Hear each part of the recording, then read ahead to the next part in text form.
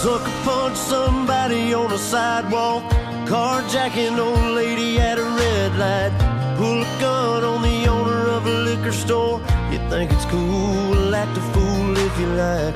Cuss out a cop, spit in his face, stomp on the flag and light it up. Yeah, you think you're tough? Well, try that in a small town. See how far you make it down the road. Around here we take care of our own. You cross that line. All right. Let me first of all say that no rounds were fired inside the store, nor have we determined that any rounds entered the store. From surveillance footage, what we believe to have happened at this point is that around 3:30 this afternoon, a black SUV and a man on foot had some type of confrontation. The passenger inside the SUV appears to have opened fire on the individual on foot with a rifle. The individual on foot is believed to have fired back at the SUV. We have shell casings here at the scene from both a rifle and a pistol. And from what we are surmising at this point from surveillance footage, these two individuals, the passenger in the SUV and the person on foot, were shooting at each other. After the shooting stopped, the SUV fled the parking lot, perhaps toward the interstate. The individual on foot also fled. We have determined that the individual on foot walked to this store from a nearby apartment. We're trying now to identify that individual, trying to precisely identify which apartment from which he came. We knew he came from a nearby apartment complex. So we have shots fired by two parties from a pistol and a rifle. We don't know what the motive is, what the beef is, the apparent beef between these two individuals.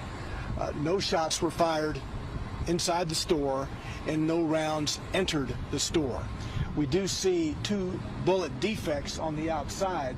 There's a bullet defect in a brick pillar on the outside and a bullet defect on a steel door on the outside. Those are the only two places that we at this point have seen that the gunfire struck. Do you guys have anyone in custody, maybe the person who was inside of no one? No. Okay. As you know, the initial call was for an active shooter that led persons to believe it was happening inside the store. It was not. There was no gunfire inside the store and no bullets entered the store. I know this Kroger has security posted out front. Did they at all help with the situation? Well, this happened very quickly. I mean, it's not something that security could have predicted. This individual on foot and this person, this passenger in the black SUV having some type of a beef, it would appear, resulting in gunfire. It's not something that the police department or security could have predicted. How concerning is it for you guys? Because I know this Kroger has a long history of having incidents inside and outside, to see something like this happen. Well, this Kroger store provides a great service to this community. It's not the fault of the Kroger store.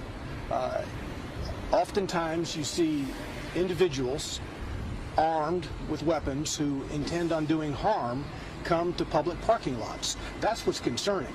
It's not about this particular store, but it's about people trying to settle or continue disputes with firearms in public places.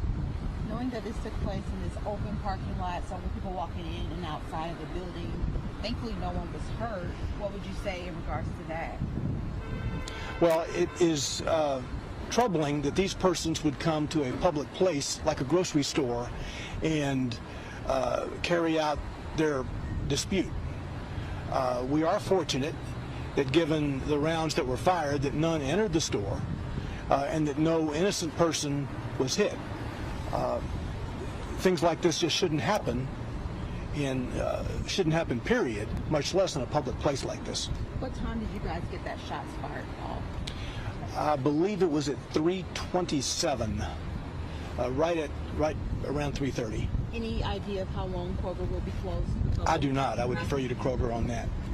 The Kroger, I think I saw the Kroger security person still out and around here a minute ago. Okay. Thank you, folks. Thank you.